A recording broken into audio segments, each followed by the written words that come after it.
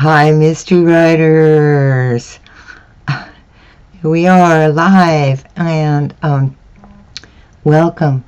Today I wanted to talk about starting the story, because the first chapter is your reader's first impression, and you need to make it a good one. And so I wanted to go over some things to think about when you're starting the story. And this is even if you've written quite a bit of your story, to go back to that first chapter, because it's really important. As a writer, you're in for a marathon of writing when you begin, and you introduce suspects, plant clues and red herrings, and misdirect your sleuth and your reader. And when a reader starts your mystery, they feel they have an unspoken agreement with you to give them a good puzzle and an intriguing and empathetic sleuth. So your job in the first chapter is to bring the reader into that story and to begin to deliver on that unspoken promise. So let's look at some of the first main elements of that first chapter. You define the course of your story in the opening sequences, and this is your story's first impression. And the beginning starts the reader on a course to the conclusion, and you want to plant the first seeds so they can grow as the story progresses. So the first sentence, you want to hook the reader with a thought or action that pulls them into the story. And the hook doesn't have to be big. It doesn't need to reveal the murder. It just needs to get the reader to keep going. And while you write your first draft, don't struggle too much for an epic, memorable line. Just get the reader into the story. You have the rest of the story and the editing process to refine that sentence. Just for now, plug it in. Jacob Appel, who's a writer, have said, an opening line should have a distinctive voice, a point of view, a rudimentary plot, and some hint of characterization. Okay, that's a lot to get into the first sentence of your story.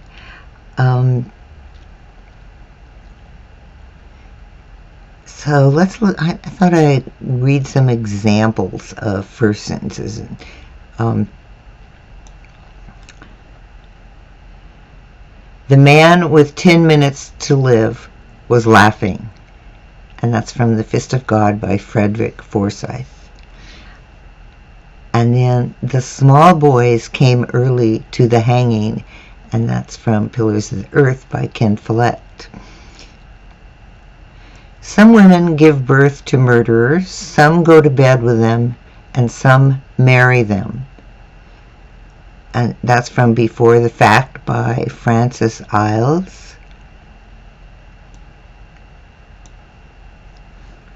For a week, the feeling had been with him, and all week long, young Paul LeBeau had been afraid. That's from Iron Lake by William Kent Kruger. Ricky Feldman is best admired from a distance. If you get too close, you might find some of your body parts missing. That's from Image of Death by Libby Fisher-Hellman. I was trapped in a house with a lawyer, a bare-breasted woman, and a dead man. The rattlesnake in the paper sack only complicated matters. And that's from Fat Tuesday by Earl Emerson. My bodyguard was mowing the yard wearing her pink bikini when the man fell from the sky. And that's from Dead Over Heels by Charlene Harris. I turned the Chrysler into the Florida Turnpike with Rollo Kramer's headless body in the trunk, and all of the time I'm thinking, I should have put some plastic down. That's from Gun Monkeys by Victor Gischler. All right, I hope those help you get the idea of how you can just get the reader right into the story with that very first sentence. So after the first sentence, you've got the whole paragraph. So the first paragraph, you want to introduce the setting and the conflict and ground the reader with the place and time of your story. Is it Los Angeles today, Victorian New York, Rome under Claudius, Lowtown in a land of sorcery? You want to give your reader a hint of where they are in time and space as they dive into the story. And then as you go on to the first page, you really want to introduce your sleuth, if you haven't already, and give him a reaction to a little conflict. Display one of his or her skills or shortcomings to give your reader a sense of who the sleuth is and how they react in the world. So right away you want to introduce your sleuth reacting to the world around them. So this isn't so much a description of what they look like or what they're wearing, but how they actually live in their world. And then we've got sentence, paragraph, page, and in the first chapter you want to continue with your introduction of your sleuth by showing them in their everyday world. And that doesn't mean what they have for breakfast, but how they work in their world and who they see, and maybe there's a sidekick or a partner, and how they respond to conflict and create a resolution. So you want to get your reader acquainted with your sleuth, their personality, and the way they display their traits and respond to other people, because you're planting the seed of how the sleuth will approach the murder and the suspects later in the story. Also very important at the beginning is your tone. You want to make sure your tone matches the tone of your story, because once again you're making an agreement with the reader that this is the story and this is the tone they will find as they keep reading. Some beginning writers want to get all perky with their first scene and make it a different tone because they think that tone is going to pull readers in. So they may make it humorous when the rest of the story isn't humorous, or they may have a sex scene when the rest of the story isn't about sex. And that is not a true hook. That's a tease. That's like bait and switch. So you don't want to do that. You want to make sure your tone and your characters all reflect what the reader can expect for the rest of the story. So then I have a suggestion that you revisit the first chapter once you've reached the end and work on that opening sentence and make sure the minor conflict in the first chapter hints at the big mystery to come. So your first requirement is to bring the reader into the story. You want to introduce the world, your sleuth, and add conflict that challenges your sleuth. So you're showing how your sleuth responds to the world. Okay, that's kind of the basics of the beginning. And then I want to go over a few mistakes that happen, especially with first-time writers. You want to keep your first chapter lean and stay with the story. So first-time novelists often tell too much in the first chapter. You have an entire novel to add detail, so you don't have to dump everything in that first chapter. Just get the story going and get the reader involved. So here's some beginner mistakes to avoid. One is starting too early. Your reader wants the story, so you want to introduce your sleuth doing something. Give your reader some action. Waking up, taking a shower, eating breakfast are not action moments.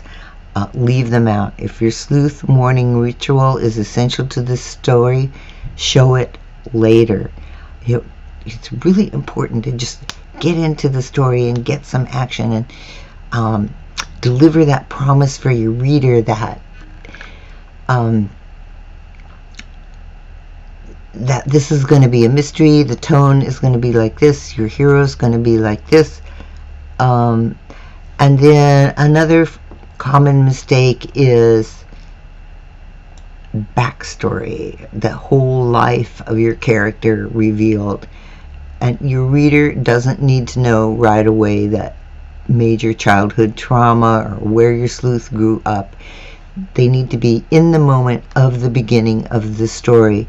So you can sprinkle in those backstory details later in the story if they're necessary. So maybe start adding backstory in the first part of Act 2. For now, you want to get your reader into the story. That's your very, very first requirement. Another is vague opening details. You don't need to be artsy. So leave the hinted language that tells about an orange on the table, highlighting your descriptive genius. You want to get to the story. I hope that makes sense, that mystery readers want a mystery and they want the puzzle, and they're not too worried about your flowery language or your cleverness. Your cleverness, if you want to focus on your cleverness in the story, is creating the puzzle and challenging your sleuth. Now here's something left over from the 19th century, and that is long descriptions. This worked long ago. Readers now, let me rephrase this. Readers now want to get into the story. So this is the setting or your protagonist, either one. You don't need those long descriptions. Get the reader into the story before you add descriptive passages. Highlight a physical detail if you want and leave it at that till later in the story, where you can expand on your sleuth's physical details. But right now you want to get your reader into action, into the story, knowing your sleuth and showing how your sleuth deals with the real world. And please, please, please don't use the mirror. Alright, your protagonist looks in the mirror and notices all their details. Just don't do it. The method is overused, so use other character reactions to give your reader a sense of your sleuth's physical details. And if your sleuth has a disability, show your reader in the context of the story. And I mentioned briefly before, gratuitous sex scenes. Gratuitous sex is not a hook. If it doesn't move the story forward, your reader will be disappointed. So keep your first chapter, let it focus on the story, and you'll avoid all these mistakes. The best guideline is your story, and if you've done your planning and you know who is in the first chapter and what actions occur and what the minor conflict is, you're ready to go with that first chapter. You have the whole of the next 300 pages or so to spread out all the details, to sprinkle them in, the narrative description, the backstory. The first chapter is your reader's first impression of your mystery. So make a good first impression and then work hard to keep them reading. Okay, thank you so much for being here. I hope this helps, and I would like to suggest that those of you who are experienced writers, if you have any hints for beginning writers, we have a wide spectrum here. People who've published series to people who are just starting with a story idea and haven't gotten much further than that. So for you experienced writers, any suggestions that you have would be super helpful. All right. Thank you again. Thank you for being a member of the Mystery Writers Studio. And don't forget to post your questions in the group. Thanks so much.